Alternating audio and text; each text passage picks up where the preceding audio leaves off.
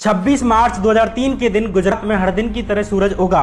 सुबह करीब 7:30 बजे भाजपा के कद्दावर नेता और गुजरात के गृह मंत्री रहे हरेन पांड्या अपनी मारुति 800 कार लेकर एक पार्क में टहलने के लिए निकले।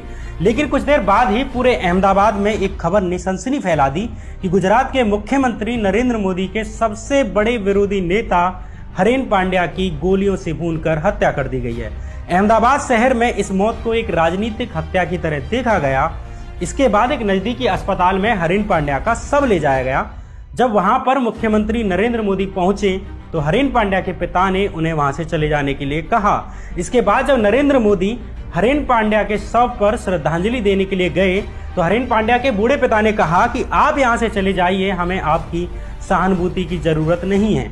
भाजपा और आरएसएस से जुड़ा एक ब्राह्मण परिवार होते हुए भी हरेन पांड्या का परिवार नरेंद्र मोदी को ही उनकी हत्या का जिम्मेदार मानता रहा है।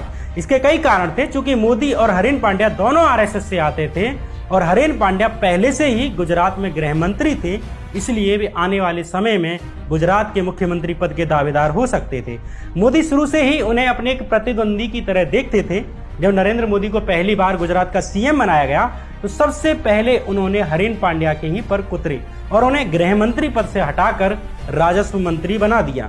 चूंकि सीएम बनने से पहले मोदी की कोई लोकप्रियता नहीं थी और मुख्यमंत्री बने रहने के लिए सबसे पहले उन्हें किसी विधानसभा सीट से जीतकर विधायक बनना था, इसलिए मोदी चाहते थे कि उन्हें अहमदाबाद की एलिस ब्रिज विधानसभा सीट मिल जाए और वो सीट थी जहां से भाजपा नेता हरेन पांड्या लगातार 3 बार से विधायक बनकर आ रहे थे।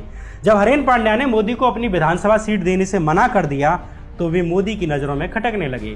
इसी बीच जब गुजरात में दंगे होने लगे, 3000 से अधिक लोगों की हत्याएं हुई, जांच होने लगी कि इतने बड़े स्तर पर दंगे किसने कराए, तब एक खबर उड़ने लगी कि मोदी के एक मंत्री ने मोदी की एक सीक्रेट मीटिंग को लेकर एक जांच आयोग को बयान दिया है। हरेन पांड्या की जासूसी होने लगी इसके बाद, और खुफिया विभाग के एक आईपीएस अधिकारी की डायरी से पता चलता है कि ये जासूसी नरेंद्र मोदी के कहने पर हरेन पांड्या की जा रही थी।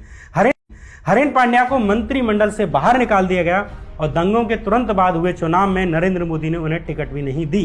कुछ महीने बाद ही हरेन पांड्या की इसके बाद रहस्यमय तरीके से हत्या हो जाती है।